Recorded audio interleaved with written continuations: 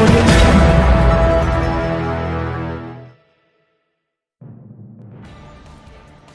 इस वक्त हम मौजूद हैं पवासा ब्लॉक क्षेत्र के ग्राम गोविंदपुर में और आज हमारा यहाँ आना हुआ है जिला पंचायत सदस्य के प्रत्याशी के पास जनाब इंजीनियर जनाब साजिद हुसैन साहब से हमारी मुलाकात आज चैनल के माध्यम से हो रही है और हम इनसे जानना चाहेंगे कि इनके जो आगामी चुनावी मुद्दे रहेंगे वो क्या रहेंगे।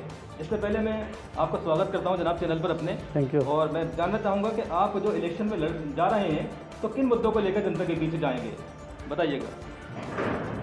पहले तो मैं आपका वेलकम करता हूं कि आपने थोड़ा वक्त हमें दिया और हमारे जो मेन मुद्दे हैं वो है शिक्षा और गांव में जो एक गांव से दूसरे गांव के बीच में जो कच्ची सड़कें हैं जो भी वगैरह इंफ्रास्ट्रक्चर है उसको कंप्लीट और अच्छा बनाना और स्वास्थ्य सफाई का पूरा ख्याल हम रखेंगे।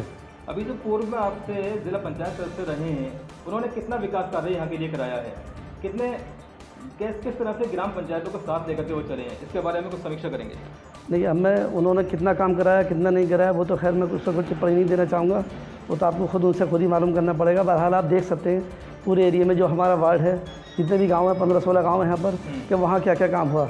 अब मैं किसी के बारे में तो कुछ नहीं कह सकता, बाकी आप गाँव के लोगों से पूछ लें, उनको मालूम है, वो बताएँगे कितना काम कराया। जी आपको बता दें, लेकिन लोगों का कहना यह है कि जो अपेक्षा थी उनसे जो उम्मीदें थी वो उस उम्मीदों पर खरे नहीं उतरे। जो पूर्व जिला पंचायत सदस्य रहे हैं यहाँ के साजिद साहब का कहना है कि वो अपनी जो जनता की उम्मीदें हैं उन पर खरे नहीं उतरे हैं, वो विकास कार्य उस तरह से हो नहीं पाए हैं जिस तरह से होने चाहिए थे। आपको बता दें कि इंजीनियर साहब का जो परिवार है 1982 से जो है और 2000 तक चुनाव में अच्छी भूमिका निभाता आया है और इनके ही यहाँ के प्रत्याशी जो हैं वो जीत के आए हैं और अभी इनका फर्स्ट टाइम है, ये प्रथम बार यहाँ चुनाव लड़ने जा रहे हैं, सीधे जिला पंचायत सदस्य का चुनाव ये लड़ने जा रहे हैं। किस तरह से आप इस चुनाव की रणनीति बना रहे हैं, एक बार फिर मैं आपसे जानना चाहूँगा कि आप जो चेहरा बनकर उभरे हैं यहाँ के इलाके के लिए, इसके लिए तो जनता आपको क्यों चुनेगी, इस विषय में थोड़ी सी बात रखें अपनी, क्यों चुनेगी। देखिए, जनता अब देख रही है कि भाई एक जो है पढ़ा लिखा आदमी और जिसका समाज में और हमारा बैकग्राउंड भी देखा है लोगों ने कि हमने अपने गांव में कैसे काम कराए हैं।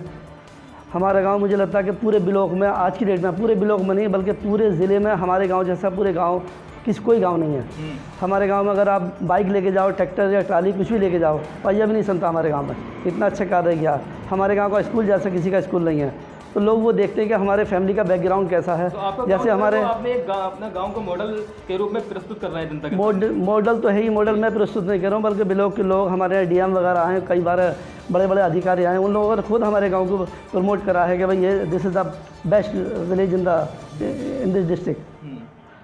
तो मेरा मतलब कहना ये है कि जैसे हमारी फैमिली के मेरे अब्बा ने मेरे चाचा ने गांव में काम करवाएं, मैं कोशिश करूँगा कि वैसा ही और उससे ही बेहतर काम अपने पूरे वार्ड में कराने की कोशिश करूँगा मैं, अगर मैं बना तो इंशाल्लाह।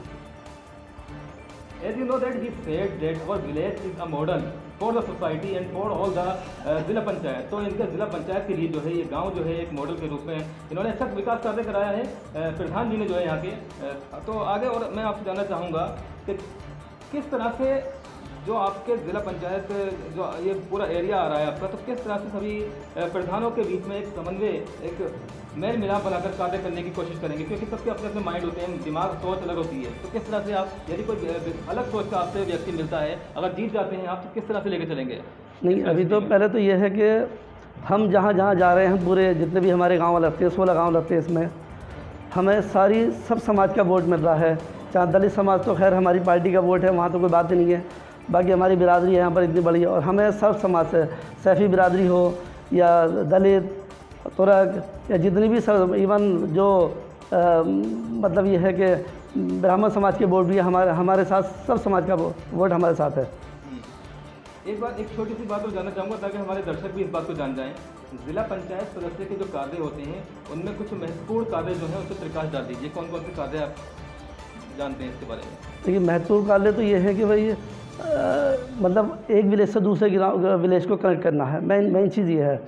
स्वास्थ्य का, क्लीनिक का ख्याल रखना पूरे गांव में। अब क्लीनिक के ख्याल रखने के लिए कि प्रधान के अंडर में सब कुछ आता है, लेकिन जिला पंचायत सदस्य का काम है कि प्रधान से मिलकर और जो भी गांव के मौजूद लोग हैं, जो जिम्मेदार लोग हैं, उनको विश्वास में लेकर काम कराया जाए।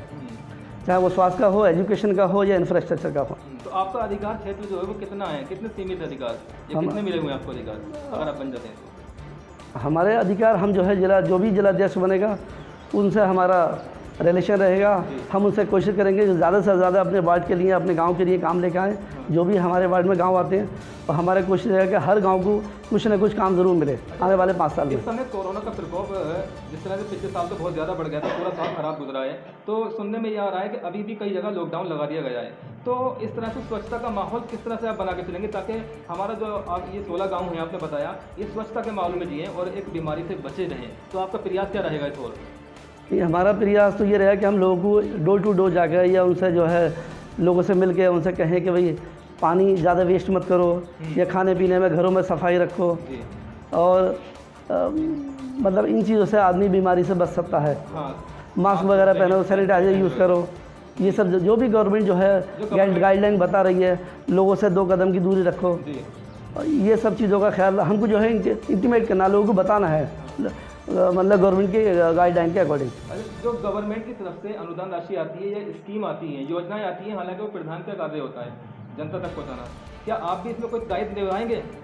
नहीं, हम अगर देखिए, पहले तो यह है कि जो भी राशि आएगी वो तो प्रधान के कोटे में आएगी या फिर जिला अध्यक्ष के कोटे में आएगी। हमको हमारे जिला मतलब सदस्य के कोटे में कोई पैसा तो आता नहीं है। बस हम ये है कि प्रधान से बात करके या जो जिला अध्यक्ष बनेगा उससे बात करके कुछ ना कुछ जो हमारे एरिया में ऐसी जगह है कि जहाँ काम होना ज़रूरी है, हम उनसे बात करके काम करवाने की कोशिश करेंगे पूरी। आपका दायित्व क्या बनता है? हमारा दायित्व बन रहा है कि हम काम करवाएं लोगों का। शिक्षा के क्षेत्र की थोड़ी सी बात कर ली जाए, क्योंकि अभी देखा जा रहा है कि हमारे जो नौजवान हैं उस तरह की शिक्षा नहीं पा रहे हैं आसपास के एरिया के। हाई स्कूल इंटर तो कर लेते हैं, तो प्रोफेशनल जो एजुकेशन होती है उसके विषय में कुछ बात रखिए अपनी। आप इंजीनियर साहब हैं, इसलिए मैं आपसे पूछ रहा हूँ। नहीं, मेरा तो मेन मोटिव ये है, मैं चाहता हूँ कि हर एटलीस्ट अब जैसे संभल की बात देखिए, हालांकि संभल हमारा एरिया नहीं है, वो तो MLA MP वगैरह का काम है सब। अब संभल आज की डेट में ऐसी जगह है कि अगर लड़की वहाँ से हाई स्कूल पास कर ले, मतलब साइंस साइड से, तो एडमिशन लेने के लिए जगह नहीं है पूरे शहर में। किसी ने सोचा भी नहीं उसके बारे में। अगर कोई लड़का ICSE बोर्ड या CBSE बोर्ड से इंटर पास कर ले तो ग्रेजुएशन के लिए एडमिशन नहीं ले सकता। कोई भी प्रोफेशन कोर्स संभल के अंदर नहीं है। तो मैं तो ये चाहूँगा कि भाई जो गांव है जहाँ पर प्राइमरी स्कूल है वहाँ पर एटलीस्ट कम से कम जूनियर हाई स्कूल बन जाए, या जहाँ पर जूनियर हाई स्कूल है मैं चाहूँ कि वहीं हाई स्कूल या इंटरमीडिएट कॉलेज बन जाए। स्पेशली हमारी कोशिश रहेगी कि लड़कियों के लिए कुछ ना कुछ एजुकेशन का स्तर अच्छा हो। जैसा आज की डेट में बहुत बदहाली है, हम चाहें कि उसको और ज़्यादा अच्छा किया जाए। तो प्रधानमंत्री जी की जो योजना है बेटी पढ़ाओ, आप उसको आगे बढ़ाने का प्रयास करेंगे? बिल्कुल करेंगे जी, बिल्कुल। इनका कहना है कि बेटी जो है वो पूरे परिवार को लेकर चलती है, माँ बनती है, बच्चों को संभालती है, कई परिवार उससे जुड़े रहते हैं। तो उसके लिए हम क्षेत्र में काम करेंगे। साथ ही जहाँ पर कॉलेजेस नहीं हैं वहाँ कॉलेजेस के बनाने के लिए प्रयास किए जाएंगे। तो ये थे हमारे साथ इंजीनियर साजिद हुसैन साहब, जो कि वार्ड 34 से प्रत्याशी हैं।